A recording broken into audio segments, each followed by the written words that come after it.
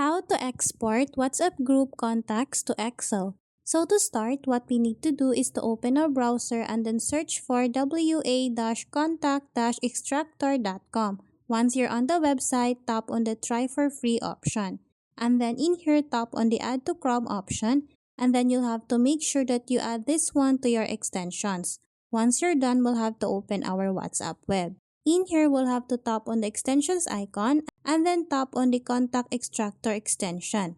In here, you will have to go to this download option, and then after that, you will now see this option export contacts from group. If you have a lot of group chat, all you need to do is to tap on this arrow icon to select a group chat.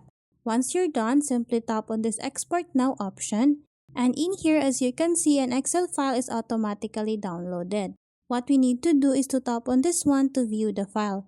In here, as you can see, all the contacts from that group chat is automatically extracted and exported here on Excel. So that's how easy you can export WhatsApp group contacts to Excel. Thanks for watching, and if you find this video helpful, please don't forget to subscribe, hit the like button, and then the notification bell so you won't miss any of our future videos. See you on the next one!